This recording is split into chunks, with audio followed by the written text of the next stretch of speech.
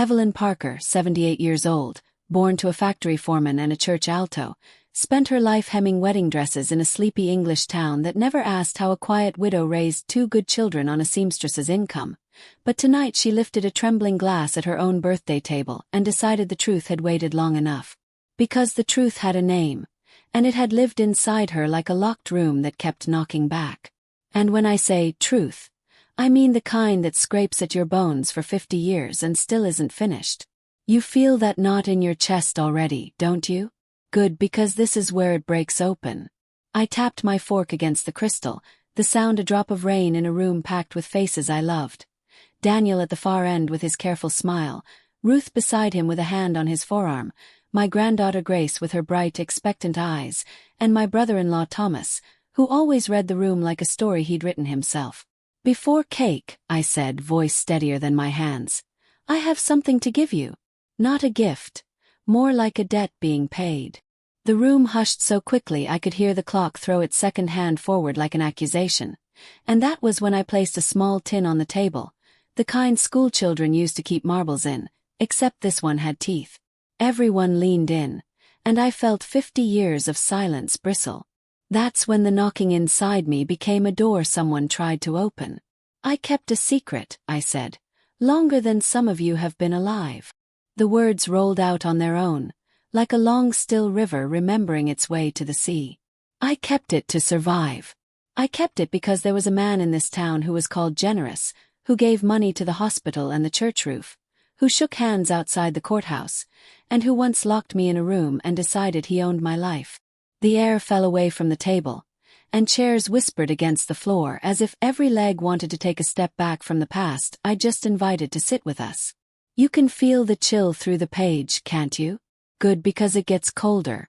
Someone, maybe Ruth, said my name, a small, careful Evelyn, like a hand reaching for a switch in the dark. I opened the tin and lifted out a brass key on a frayed ribbon. "For 50 years, I said, "this key slept under the floorboard beneath my sewing machine. It belongs to a safety box at Hudson and Company." I took a breath that tasted like rain on iron. Inside that box is a diary, letters, a cassette tape, and a birth certificate. The diary is mine. The letters belong to the man who hurt me. And the birth certificate does not bear the name you think it does. The room contracted. I could swear even the walls leaned in. The kind of silence you only hear once in a lifetime was suddenly everywhere. "Tell me, if this were your family, would you have the courage to open that box?" Daniel stood halfway, as if he'd rise, and then remembered he didn't know where he was going. "Mom, what are you saying?" he asked, but I saw he already knew the shape of the shadow. "I'm saying that your father, James Parker, was the best man I ever knew," I said, the old ache blooming. "And he loved you as his own, because love is the only way a soul can be born twice. But blood is a stubborn archivist." I looked at my son, and a lifetime of mornings and school shoes and scraped knees flashed like pages in a gust of wind. "Daniel," I whispered, "the man who hurt me, Victor Cole. He is the man whose blood you carry." A glass clinked as someone's hand missed its mark, and the quiet splintered into whispered questions that sounded like prayer and thunder at the same time. Can you imagine the floor tipping beneath your feet and knowing you still have to keep standing? "I'm not finished," I said, my voice sharp enough to stitch the room back together. "Victor Cole didn't just take what wasn't his.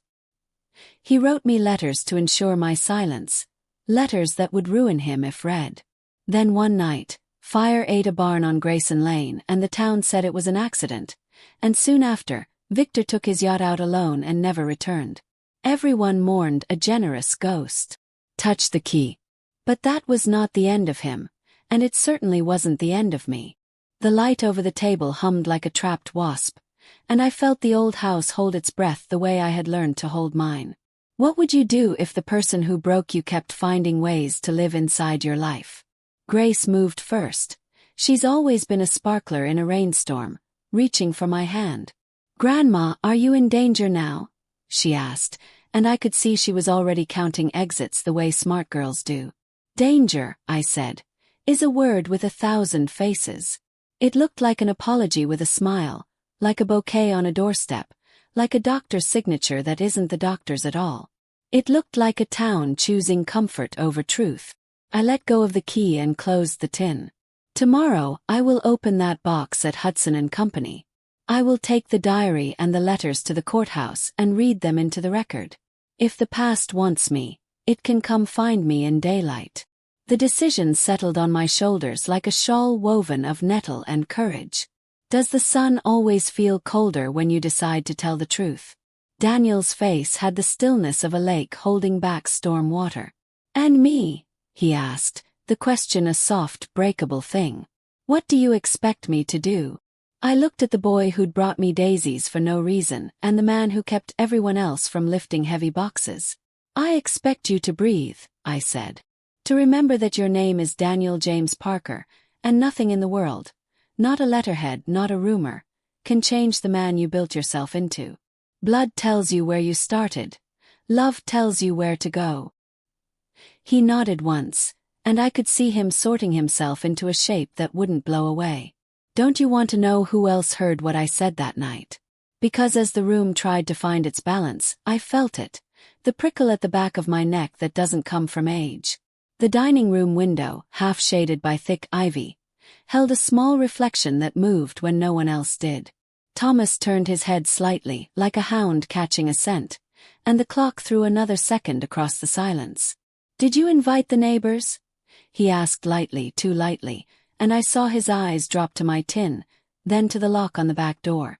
Even after 50 years, the body remembers the angle of a threat. And mine remembered too well. What would you do if the past were quite literally standing outside your window? Ruth rose, pretending to gather plates, but I watched her reach for her phone. Grace's fingers tightened around mine. Don't, I murmured, because fear is an excellent editor. It cuts out all the words but one, wait. I stood, the chair legs sighing beneath me, and set the tin back in my purse, the old leather swallowing it the way the ocean swallows a stone. If someone wanted to break my life open tonight, they would have to break me to do it, and I had stopped breaking a long time ago. Or had I? Have you ever wondered whether courage is just grief that decided to put on a coat and step outside? A gentle knock sounded at the front door.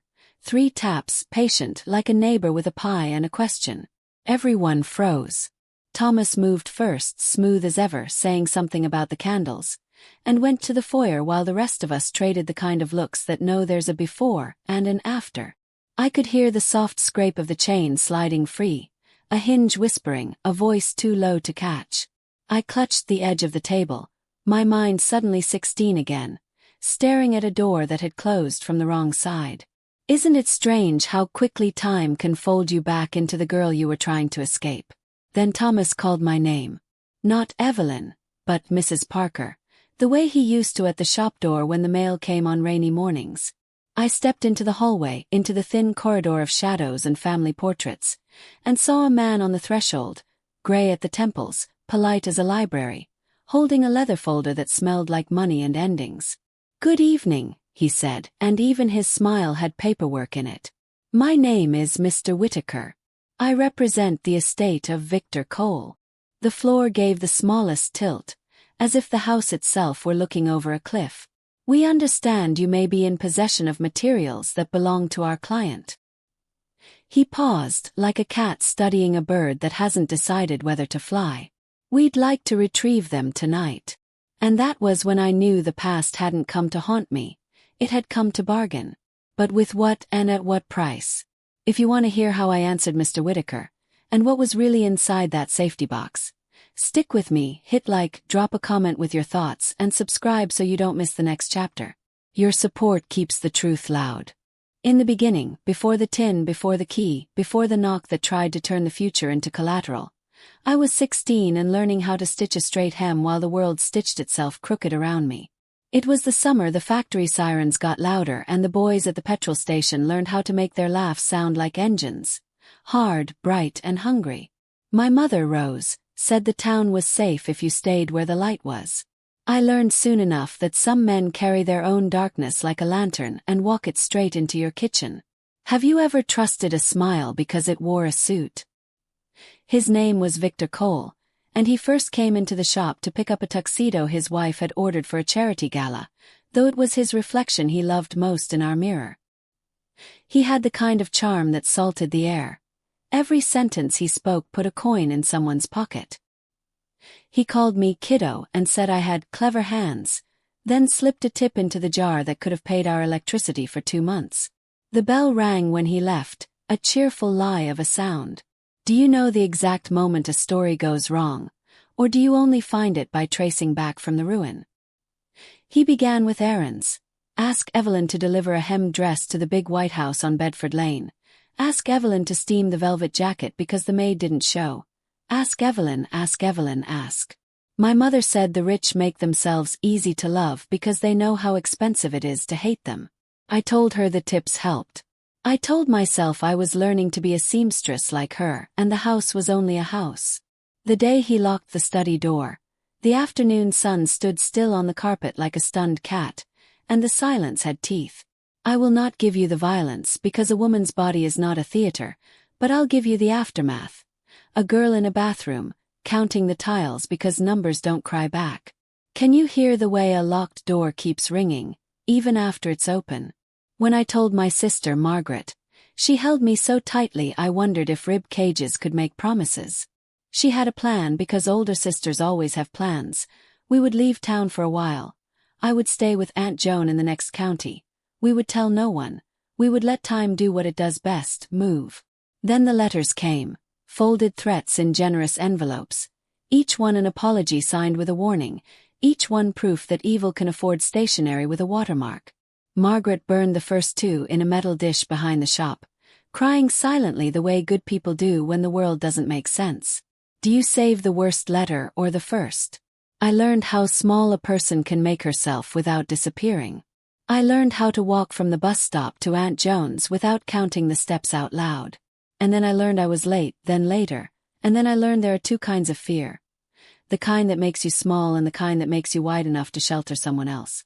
In December, under a sky that looked like unwashed wool, a nurse placed a swaddled boy in my arms and said, "He's strong." I named him Daniel because the name sounded like a door God might hold open. I promised him out loud that I would be the wall and the window both. Have you ever sworn a vow so fierce it scared you? James Parker came into our lives with oil on his knuckles and kindness he wore like a habit. He fixed Aunt Joan's washing machine, then stayed for tea, then asked questions that did not trespass. When he learned only what I could bear to say, he said, "There are men who break and men who build. I know which one I want to be." He read to Daniel with a voice that made storybooks sound like maps. We married quietly on a Tuesday, with Margaret's veil pinned into my hair and the minister pronouncing a blessing like he knew the world could be stitched back together if you used the right thread. Isn't it strange how a kind man can make you realize how loud your fear has been? But safety is not a straight road. It is a house you must defend every day with ordinary courage.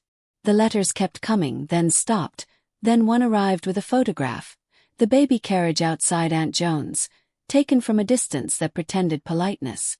The next week, a bouquet of lilies was left on our step with a card that said only, "Congratulations." James read it, looked at me, and I saw in his eyes the anger of a gentle man, which is a rare and holy fire. We spoke to the police.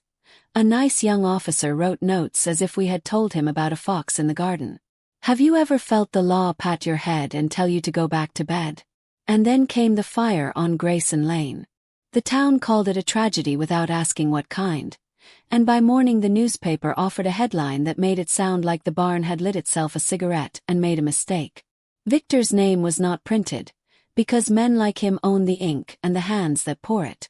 But Margaret returned from the market white as starch, saying she had heard his yacht was gone from the marina. "He sailed out before dawn," she whispered. "They say the fog swallowed him." The town mourned a man who hadn't died in front of them, because that's the easiest kind of grief.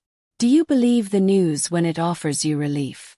We hid the letters and the photograph in a biscuit tin under the floorboard by my sewing machine, because even tin can feel like a fortress when you're poor. Years passed that were almost ordinary. School shoes, coughs in winter, birthdays with lopsided cakes. Except ordinary is a skill you have to keep practicing, and fear is an athlete. Every so often a shadow would stretch longer than it should, or a car would idle outside too long. and the tin under the floor would hum like a buried bell. I learned that forgetting is not the opposite of remembering. It is the price you pay to keep going. How long can a buried bell ring before someone decides to dig? One late spring evening, I lifted the board to add a letter I'd found tucked under our doormat. No signature, just a sentence. Debt left unpaid demands interest, and noticed the ribbon on the key had frayed in one place. I ran my thumb over it and knew I needed a safer hiding place, something beyond the reach of hands that thought they owned me. That night, after James and Daniel slept, I walked to Hudson & Company with the key in my pocket and signed for a small box that smelled like cedar and secrecy. The clerk didn't look at me long. He'd been taught not to see women like me when we were determined. I left the tin at home beneath the floor, but the most dangerous truths went into the box. Isn't it funny how you can walk past a vault every day and never suspect it carries your future? Years stacked themselves like bolts of fabric. Daniel grew tall and serious. James's hair silvered and his hands stayed steady. I became the lady who could turn a torn sleeve into a miracle and a bad day into a good story. Then one winter, James's heart forgot how to count past a certain number, and I learned that grief has a sound. Porcelain breaking in an empty sink. I kept going because that is what widows do. We turn our lives into loaves for other people to eat. But a vow is a stubborn thing, and mine began to pace its room again. On my 78th birthday, under a roof I had paid for with seams and nights, I decided the truth deserved daylight. What I didn't decide, what I couldn't have guessed, was that daylight had already sent someone to my door. Want to know what Mr. Whittaker offered, and what he threatened, when he came for the past?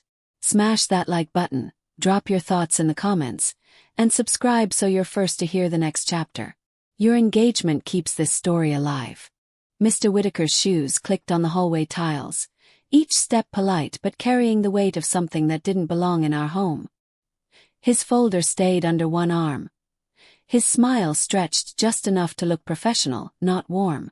I had seen that smile before, 50 years ago, on another man who thought charm was the same thing as power. My hand curled around the strap of my purse where the tin was buried like a heart that wouldn't stop beating. "I'm sure you understand, Mrs. Parker," Whittaker said smoothly. "Our client's estate is entitled to all documents of private correspondence. You'll be relieved of the burden of safeguarding them. In exchange, the estate is prepared to make a generous arrangement." He let that word hang in the air like bait on a hook. Tell me, would you have trusted that smile? Behind me, Daniel shifted. His voice was a low growl. "She doesn't owe you anything." Grace clung to my arm, her young eyes darting between us, trying to measure how dangerous polite words could be. I thought of the diary, the letters, the cassette tape, all of it waiting in the vault like dynamite no one had lit yet. "What if I don't hand them over?" asked my voice steady. Whittaker's smile didn't falter. "Then I'm afraid others may come for them, Mrs. Parker. Men less courteous than myself." His words slid into the room like a draft under a locked door. Felt time collapse. The study door, the letters, the bouquet of lilies. All of it came back in a single breath. My knees trembled, but not from fear alone. Rage has its own rhythm, and mine was keeping time with the clock on the wall. "Tell your client's estate," I said, each word measured, "that Evelyn Parker does not negotiate with ghosts." His eyes flickered just once, but I saw it. The mask slipped long enough to show there was someone behind it still capable of losing. Whittaker adjusted his tie and gave a shallow bow. "Very well. We'll be in touch." Then he turned, slow and deliberate, and walked into the night. The door closed, the chain slid back, and silence settled heavy as stone. But silence is never empty. It always carries the weight of what comes next. Have you ever known in your bones that the story wasn't over, but only beginning again? Grace whispered. "Grandma, what if he comes back?" I smoothed her hair with a trembling hand. "Then we'll be ready," I said. But even as I said it, I knew the past had slipped its lock and was moving toward us again, step by step. Because ghosts don't ask politely unless they know something worse is coming behind them. And here's what you must ask yourself. What exactly was on that cassette tape, the one I hadn't dared play in 50 years? Because that was the piece even Whitaker didn't mention. That was the piece that could turn secrets into weapons. And I wasn't sure if I was ready to hear my own past in someone else's voice. If you want to find out what was hidden on that tape, and why it was so dangerous, stay with me. Hit like, share your thoughts in the comments, and subscribe so you don't miss the next chapter. Your support helps me keep telling the truth. That night I couldn't sleep. The old house sighed with every gust of wind. The floorboards creaked as though carrying secrets of their own, and I lay awake with the purse pressed against my chest like a shield. The tin inside seemed to pulse, reminding me that what I carried was more than just paper and ink. It was the record of my life, a truth carved in pain and silence. But my thoughts kept circling back to the cassette tape. What voice had been trapped inside that reel of brown ribbon for 50 years? Was it Victor's? Was it something worse? And why had I never had the courage to press play? Have you ever feared not just what you might hear, but what it might awaken in you? At dawn, I rose quietly and went to the sewing room. The same room where I had hidden the tin under the floorboard so many years ago. My sewing machine sat in the corner, its iron foot pedal shining faintly in the morning light, the same way it did when I stitched my way through grief. I set the purse down, lifted the tin, and turned the key over in my hand. My heart told me the answers weren't under my floor anymore. They were waiting in that cold steel vault at Hudson & Company. Daniel must have been watching me from the doorway. His voice was rough with sleeplessness.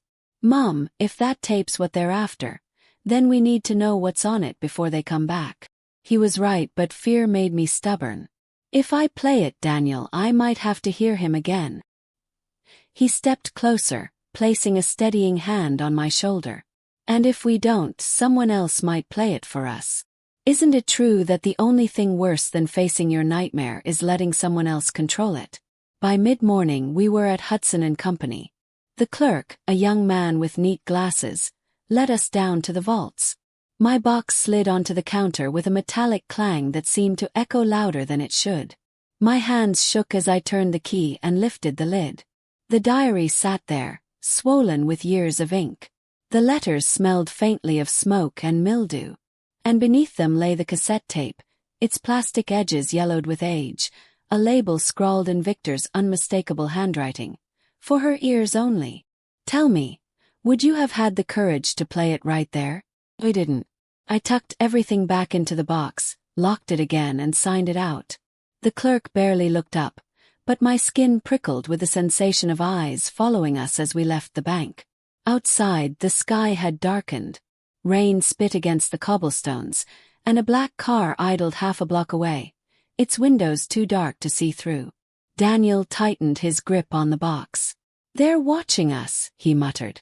And suddenly I knew. Whitaker hadn't left empty-handed. He'd left a warning. Have you ever felt the world tilt as though you've stepped into a game where someone else is holding the rules?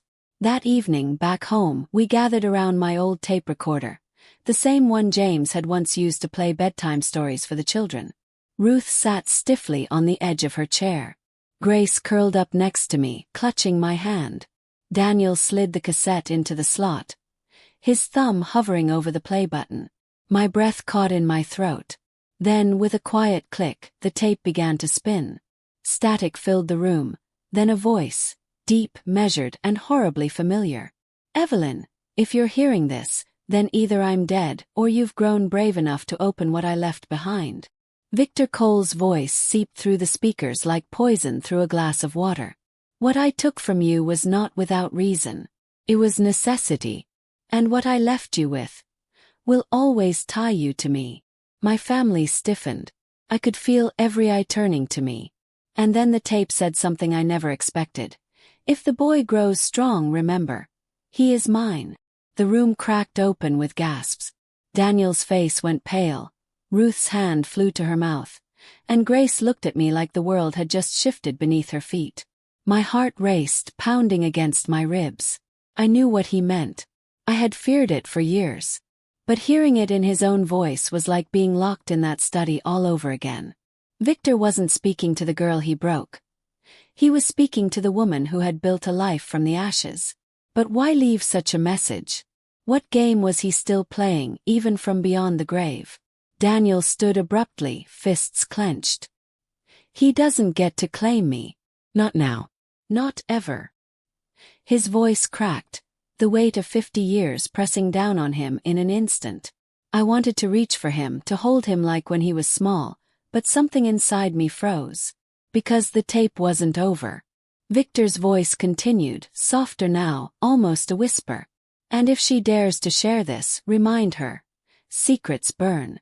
I've made sure of it. The tape clicked off. Silence. Pure, suffocating silence. Then, from outside, the sound of a car door slamming. Heavy footsteps on the porch. And before anyone could move, a shadow passed across the living room window. The knock came sharp, urgent 3 times. Just like before. Who was at the door this time? And what price would they demand for the tape? Don't miss the next chapter. Hit like, comment with your thoughts, and subscribe so you're the first to hear the next part of the story. The knock rattled the door like a warning shot. 3 sharp raps that echoed in my bones. My family froze.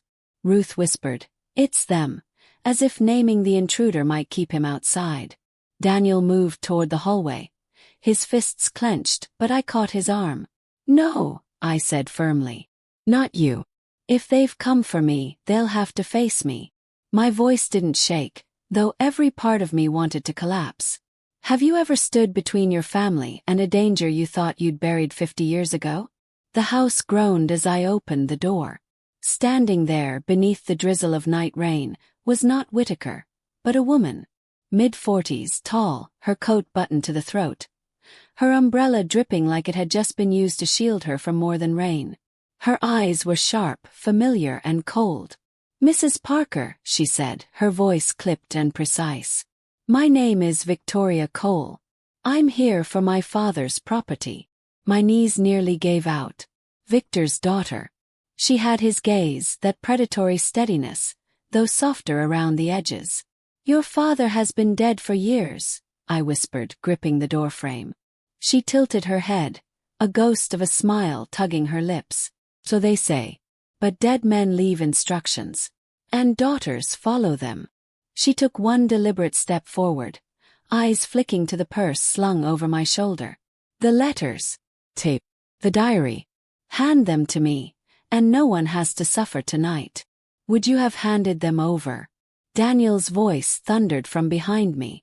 "You're not taking anything from her." He stood like a wall, broad and unflinching. But Victoria only glanced at him with amusement. "You must be Daniel. I've heard about you." Her words slid across the porch like a blade. "Do you know what it feels like, growing up with a ghost of a father everyone whispers about?" "Do. And I'll tell you this. The past is a chain, and I intend to wear it like jewelry. You, however," her smile widened, "you were born with it locked around your throat." I shut the door before she could take another step. My hands shook as I bolted it, the echo of her words slicing through the silence. Grace tugged at my sleeve. "Grandma, what does she mean?" Her young face, pale with fear, reminded me of myself at 16, staring at a locked study door. My chest burned. "She means she thinks the past belongs to her," I said. "But it doesn't. Belongs to us now. And we decide what to do with it." That night no one slept. We pushed furniture against the doors, checked the locks twice, and kept the lights burning. The cassette tape sat on the table between us, silent but heavier than stone. I couldn't take my eyes off it. Every word Victor spoke still rang in my head. He is mine. And now his daughter had come to claim what he couldn't.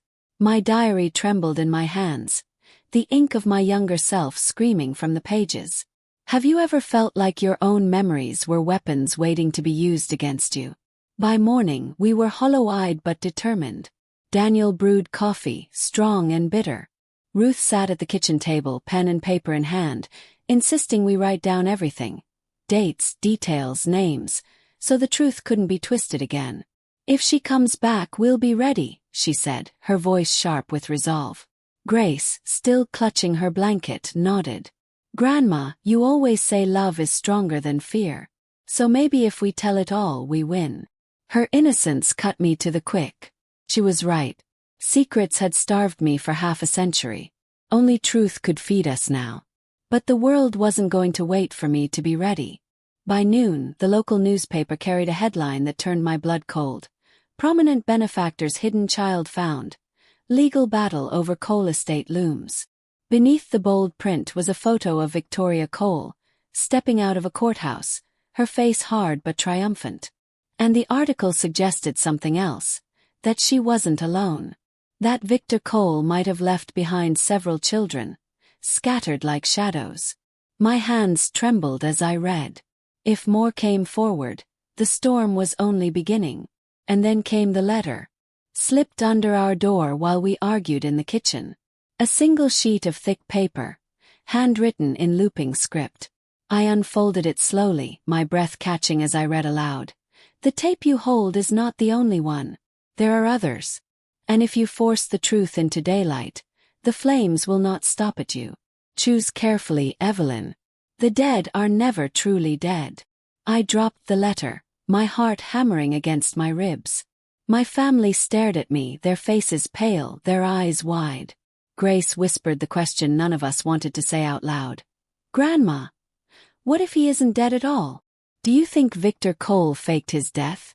And what other tapes could he have left behind? Stay with me, hit like, share your thoughts, and subscribe so you don't miss the next chapter. The darkest part of the story is only just beginning. The letter shook in my hands, the ink blurring where my fingers pressed too hard. The dead are never truly dead. The words felt like a noose tightening, dragging me back to a night long ago when Victor Cole disappeared into the fog and the town declared him gone. But if there were other tapes, if he'd left a trail, then his hand was still in this, pulling strings from beyond the grave. Have you ever wondered if ghosts can write letters? Daniel snatched the page and read it twice, his jaw tight. This is intimidation, he growled. They're trying to break you, Mum. But we won't let them. His voice was steel, but his eyes betrayed the storm inside. I reached for his arm. You don't understand. Victor never did anything without a plan. If there are more tapes, then he left them for a reason. And if he's alive, my words faltered. The possibility alone was poison in my mouth. Ruth stood, clutching the diary I'd carried all those years. Then we use his own words against him. We take this to the police, to the press, to anyone who will listen. She placed the diary on the table, her hand firm. You've hidden long enough, Evelyn. It's time the world knows. I stared at the book, at the careful handwriting of a girl who'd been silenced too soon. The truth was there, but so was my pain. Do you know what it feels like to expose wounds that never healed? Before I could answer, the phone rang. The shrill sound cut through the tension, freezing us all. Daniel lifted the receiver. Hello.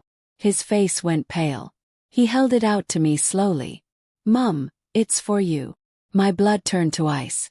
I pressed the receiver to my ear, and the voice on the other end nearly stopped my heart. Evelyn. It rasped, deep, familiar, like a nightmare-given breath. You've been busy. My knees buckled, and I gripped the counter to stay upright. Victor, I whispered. Laughter crackled through the line. Low, deliberate, terrifying. 50 years, and you still know my voice. The room spun. My family crowded around me, their faces a blur. He was alive. After all these years, he was alive. Can you imagine carrying a grave in your heart only to hear it laugh back at you? You shouldn't have played the tape, he continued. That was meant for you alone. But now, others will pay the price. My throat went dry. What do you want from me? His chuckle slithered through the line. The same thing I've always wanted. Control. You can give it to me, Evelyn, or I can take it from those you love. His voice softened, cruelly intimate. Your granddaughter, for instance. Grace, isn't it? Sweet name. I slammed the phone down, my heart pounding so loud I thought it might split open. Daniel grabbed my shoulders. Mum, what did he say? I could barely form the words. He's alive, and he knows about Grace. Gasps filled the room. Grace buried her face in my side, trembling. I held her close, fury building like a storm inside me. Victor had stolen my girlhood, broken my youth, and haunted my marriage. But he would not have my granddaughter. Not now, not ever. Isn't it true that love can turn fear into fire? That night we devised a plan. Daniel insisted we go to the police immediately. Ruth wanted the press. I wanted proof. Solid, undeniable proof that Victor Cole had cheated death. The cassette, the diary, the letters, they were the kindling. But we needed the flame. And then Grace, small but steady, lifted her chin. "Grandma," she said, "if he's alive, then he'll come for us. So let's be ready for him." Her bravery stung my eyes with tears. Out of the mouth of a child came the words I needed most. We wouldn't hide anymore. We set the recorder on the table, rewound the tape, and listened again, hunting for clues. Victor's voice, dripping with menace, filled the room once more. But this time we caught something new. A faint sound in the background. Bell tolling. Not a church bell, but the unmistakable clang of the harbor buoy. Daniel's eyes lit with recognition. "That's the South Wharf," he said. "Near the old warehouses." My stomach churned. If Victor's voice was recorded there, then maybe, just maybe, that's where he still lingered. But before we could decide our next move, headlights swept across the living room window. A car pulled into the driveway, its engine low and menacing. We killed the tape, hearts thundering.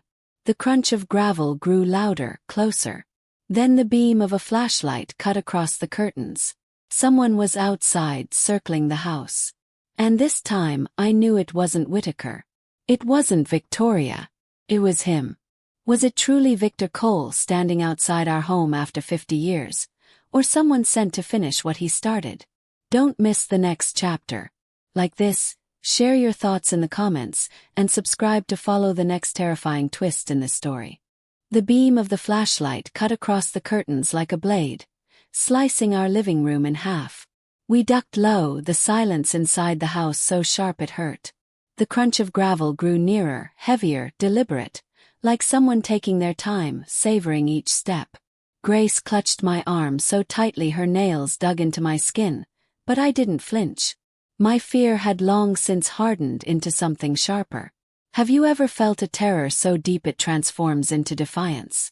Daniel grabbed the fire poker from beside the hearth. His jaw clenched.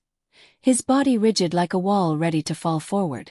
Ruth dialed the police with trembling fingers, whispering into the phone as if words too loud might summon the devil himself. The flashlight paused at the porch, and then came the sound that froze my blood. The scrape of a key sliding into the lock. We had bolted the door, chained it too, but the metallic click was undeniable. My breath caught in my throat. Who else would have a key after all these years? My mind raced back, Victor slipping it into my hand, forcing me to lock the study door behind us, the weight of that brass pressing into my palm as if he were branding me. And now, 50 years later, I heard that same sound. The door rattled, pushed once, twice. Daniel braced himself, but it held. Then silence. Long, unnatural silence. Grace whispered, "Grandma, is it him?" Her voice broke me. I pressed a finger to my lips. The house held its breath. And then, 3 slow knocks, identical to the ones we'd heard before. Finally a voice. Low, familiar, soaked in mockery. "Evelyn," it drawled, muffled by the door but clear enough to slice through the years. "You always did lock doors that weren't yours to lock." My heart stopped. That voice. Victor Cole. Alive. Not a memory, not a recording. A living, breathing nightmare at my doorstep. Can you imagine what it feels like to hear the ghost you buried speaking your name? Daniel lunged toward the door, but I caught his arm. "No," I hissed. "That's what he wants." My son's fury trembled through him like a live wire. But he listened. Sighed. Victor chuckled. "So you've taught them fear, Evelyn. Fear keeps people honest. Open the door, and I'll explain why I'm still here. Leave it closed and—" His voice dropped lower. "Well, you wouldn't want me to collect what belongs to me." Before we could react, blue lights flashed against the walls, police cars pulling into the drive. Tires screeched on wet gravel. Doors slammed, voices barked. The flashlight beam vanished. When the officers reached the porch, the space was empty. No Victor. No car. Only the faintest trace of cigar smoke lingering in the rain. He was gone, but he had been there. My legs gave out, and Daniel caught me before I hit the floor. The officers searched the property, wrote their reports, promised patrol cars would swing by. But their eyes, tired, doubtful, told me what they really thought. An old woman's paranoia. A family spooked by its own secrets. They didn't hear his voice. They didn't know the weight of it. Isn't it true the world dismisses women's truths until the danger spills into blood? That night, after the officers left, we sat in the living room with the diary, the letters, and the tape between us like relics on an altar. "We can't wait for him to come back," Ruth said. "We have to confront this. Expose him." Daniel nodded. "If the tape has clues, maybe the diary does too." He opened it carefully, its pages fragile but still fierce with the ink of my younger hand. And then we found it. An entry dated the night of the fire on Grayson Lane. My words, scrawled in haste, trembling across the page. He said the barn was only the beginning. He said if I breathed his name, he'd burn more than wood. He said he would never die where the world could see him. The truth sat before us, undeniable. Victor Cole hadn't perished at sea. He had disappeared by design. He had crafted his own death like a tailor stitches a suit, neat and convincing. And now, 50 years later, he was back to claim what he believed still belonged to him. We made a decision. At dawn, we would go to the South Wharf. If the buoy's bell marked the place where his voice had been recorded, then that was where we'd find our answers. Whether we were ready or not, we would drag the ghost of Victor Cole into the daylight. But even as the plan settled over us, I couldn't shake the image of those headlights in our driveway, that voice at the door. Victor wasn't hiding anymore. He was hunting. What will we find at the South Wharf? Will Victor Cole finally step out of the shadows? Or is he leading us into a trap? Don't miss the next chapter. Hit like, share your thoughts, and subscribe so you won't miss the next twist in this chilling tale. Morning came like a verdict. Gray, heavy, and wet with mist. The South Wharf lay on the edge of town, where rusted cranes leaned over black water and warehouses sat abandoned, their windows shattered like broken teeth. The buoy bell tolled in the distance, its hollow clang dragging up memories I'd buried so deep I thought they were gone forever. Every step I took felt like walking into the mouth of my past. Have you ever felt the ground itself warning you to turn back? Daniel drove us in silence, his hands gripping the wheel, his jaw clenched tight. Ruth sat in the back, holding Grace close, though the girl refused to show fear. She watched the horizon with steady eyes, braver than I ever was at her age. In my lap lay the diary and the cassette tape, wrapped in an old scarf. Weapons of a sort, truth as blade. We parked near the warehouses, the air thick with salt and rust. "Stay close," Daniel ordered, sliding the fire poker he'd insisted on bringing from the trunk. He wasn't the boy I raised anymore. He was a soldier now, fighting a war neither of us had chosen. As we stepped onto the wharf, the echo of our footsteps mingled with the distant groan of ships. And then we heard it, a slow clap. From the shadow of a warehouse doorway, a figure emerged. Tall, broad-shouldered. His hair silvered but his posture defiant. The years had etched lines into his face, but his eyes, those sharp, cruel eyes, hadn't changed. Victor Cole. Alive. Real. Flesh and blood. My chest tightened, a scream pressing at my throat, but I held it in. He smirked. 50 years, he said softly, his voice carrying across the water. And you still look at me like a cornered girl. Daniel stepped forward, rage burning in his eyes. "Stay away from her," he shouted. Victor chuckled, low and dangerous. "Ah, Daniel, my blood made you strong. Don't waste it protecting weakness." His words sliced through me, reminding me of the night he forced himself into my life, into my very body. My knees shook, but I stood taller. "You're nothing but a coward who hides behind threats," I spat. My voice shook, but it was steady enough to carry. Victor's smile widened. Coward. No, Evelyn. Survivor. While you were busy sewing dresses and hiding secrets, I built empires. And I could have brought you with me. Instead, you chose silence. And now, silence is all you'll be left with. He gestured to the water. This place holds more than echoes. Holds proof. Proof that will ruin your precious family if you don't hand over what belongs to me. My heart pounded. Proof. What else had he hidden here?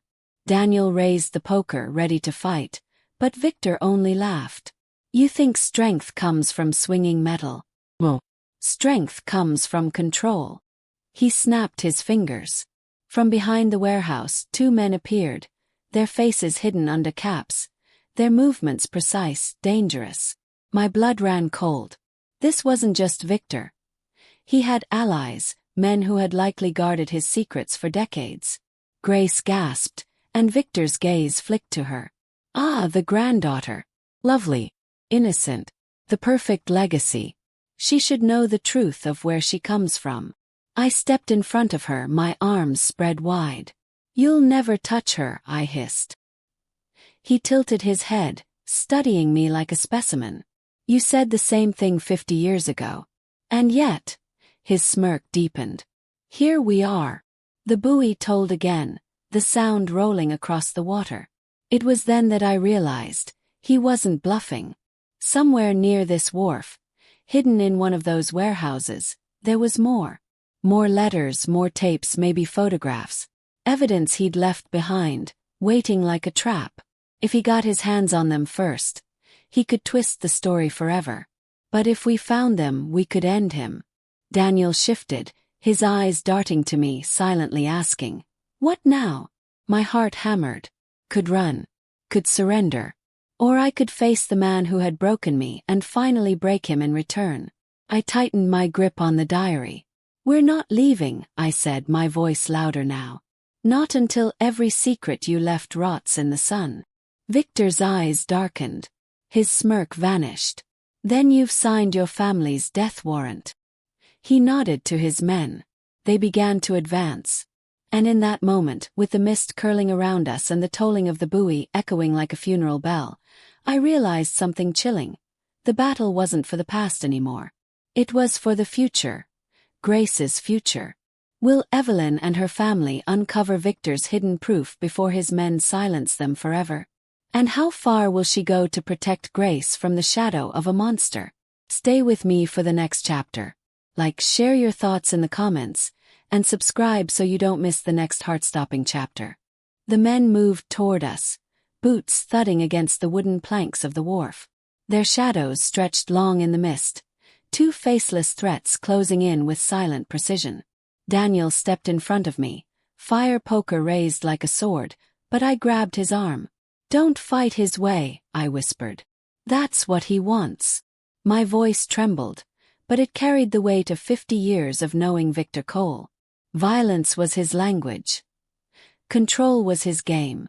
Have you ever stood in the exact place where your nightmare wanted you and realized you had to change the rules? Victor tilted his head, amused. Listen to her, Daniel. She always was clever when she wasn't being weak. His words dripped venom. Each syllable meant to dig into the old wounds he'd carved in me. My breath caught, but I held his gaze. I'm not weak, I said, voice rising. Weakness is hiding in shadows, faking your death because the truth would burn you alive. His smirk faltered. For the first time I saw a flicker in his eyes, a crack. Ruth clutched Grace behind me, whispering prayers, her voice shaking. Grace, bold as ever, peeked out and shouted, "Grandma's not afraid of you." Her tiny voice cut through the fog like a blade. Victor's face hardened, his control slipping. He nodded sharply to his men. "Search the warehouse. Bring me everything." The men turned toward the nearest warehouse, crowbars in hand, ready to pry open whatever secrets Victor had buried there. My stomach dropped. If they found the proof first, those tapes, those letters, we'd lose. The story would be his again, twisted into whatever lie he wanted. I stepped forward, heart pounding. "Daniel," I hissed. "We can't let them get inside before us." In that moment, years of fear burned away. I ran. Yes, 78 years old, but I ran toward the warehouse. My legs screamed, my chest ached, but rage carried me. Daniel shouted my name, then bolted after me, faster, stronger, ready to shield me if it came to that. Behind us, Victor's voice thundered. "Stop her!" Boots pounded the planks.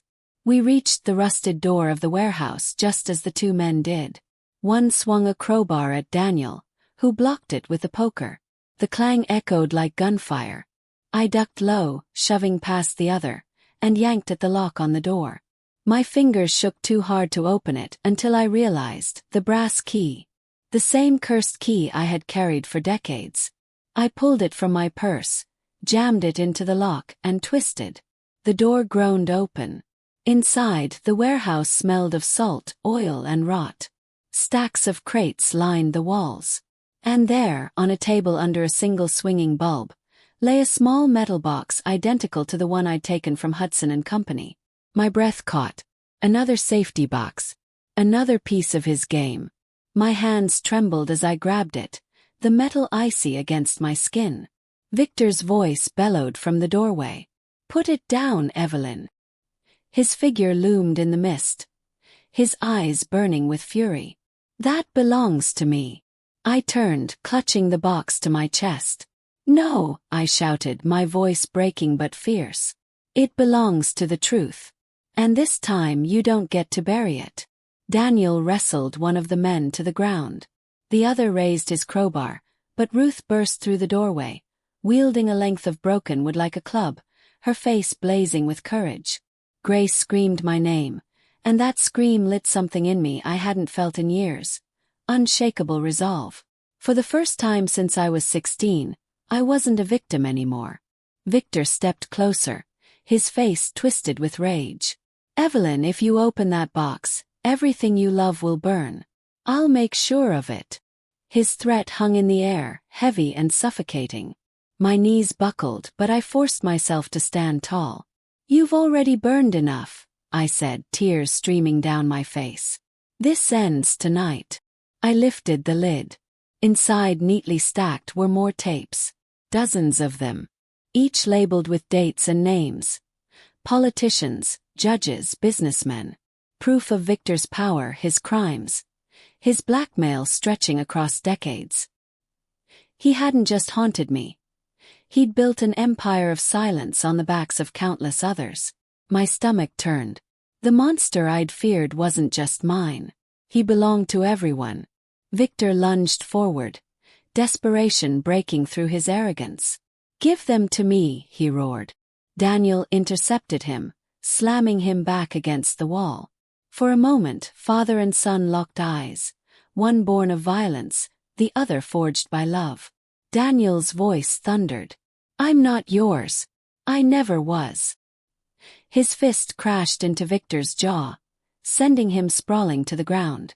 The tapes spilled across the floor, their labels flashing under the dim light. Proof, power, justice. Everything Victor had hoarded for 50 years now lay exposed.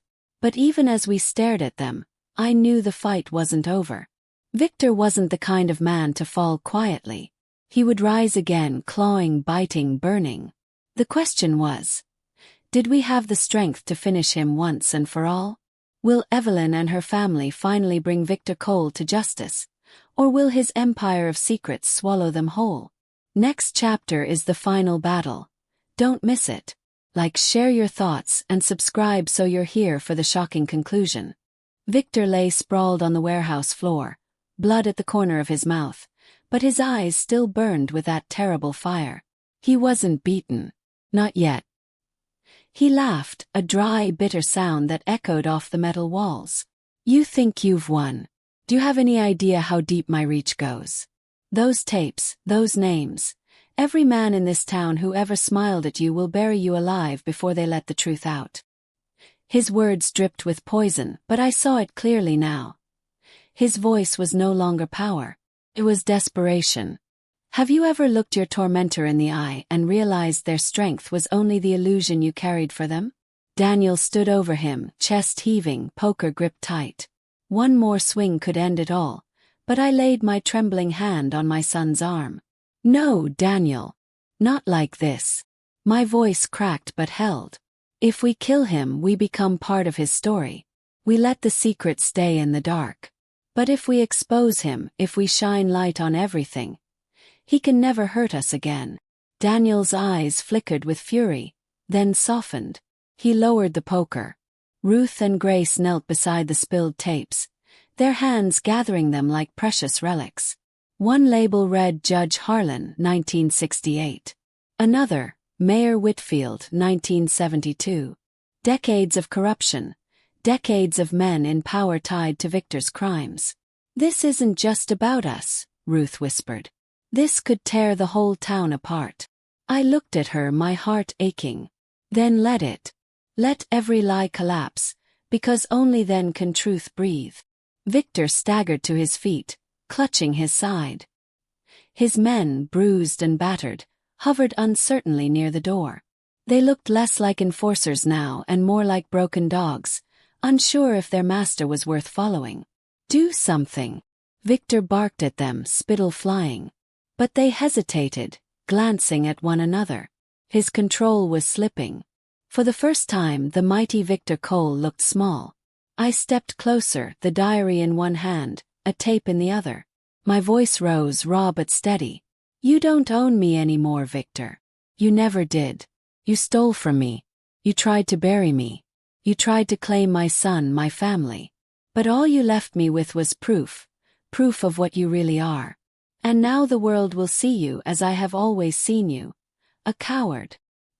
He lunged then, wild and reckless, aiming for the box of tapes. But Daniel caught him mid-stride, slamming him back against the crates. The structure buckled with a thunderous crack, boxes toppling, dust choking the air. Victor roared, thrashing, but he was weaker than he wanted us to believe. Time had gnawed at him. His empire had hollowed him. And now, pinned beneath the weight of his own lies, he began to crumble. The police sirens cut through the mist outside, flashing lights spilling through the warehouse's broken windows. Ruth had called them again before we left home, and this time we had evidence. Solid, undeniable evidence. Officers poured inside, weapons drawn, eyes widening as they took in the scene. The bruised men, the tapes scattered across the floor, and the infamous Victor Cole very much alive after 50 years. Victor's voice turned shrill. "You fools! You don't know who I am. I made this town. I kept your secrets, your jobs, your families safe." He spat blood onto the floor, his arrogance unraveling. The officers didn't listen. They cuffed him, dragging him up like the relic he was. His body fighting but his power gone. Watching him struggle, I realized the monster who had ruled my nightmares for half a century was just a man whose time had finally run out. Grace slipped her small hand into mine. "Grandma," she whispered, "is it over?" Tears burned my eyes. I bent, kissed her forehead and said, "Yes, my darling. It's over for him. But for us, it's just beginning. Because the truth doesn't end when the villain falls. The truth begins when silence ends." In the weeks that followed, the tapes unraveled the town. Headlines screamed corruption. Judges resigned. Politicians were dragged into courtrooms. And everywhere Victor's name appeared, so did mine. Not as his victim, but as the woman who ended his reign of shadows. It wasn't easy. Old wounds were torn open. Whispers followed me in the streets. But when I looked at my children, my grandchildren, I saw the strength I had carried all these years finally reflected back at me. At 78, I had spent 50 years carrying a secret that nearly broke me. But now I carried something else, freedom. The lesson was carved deep into me, and I share it now with you. Silence is not survival. Silence is surrender. And surrender is what abusers feed on. If you carry a dark secret, let it breathe. Let the world see it. Because only truth can kill the ghosts that chase us. That night, as I sat by the window, the buoy tolling faintly in the distance, I felt a weight lift from my chest. Victor Cole was gone, not just from the world but from me. And I knew finally I was free. Thank you for walking with me through this story. If you felt Evelyn's journey, if you believe the truth deserves daylight, hit like, leave your thoughts in the comments, and subscribe for more stories that keep the past alive until justice is found.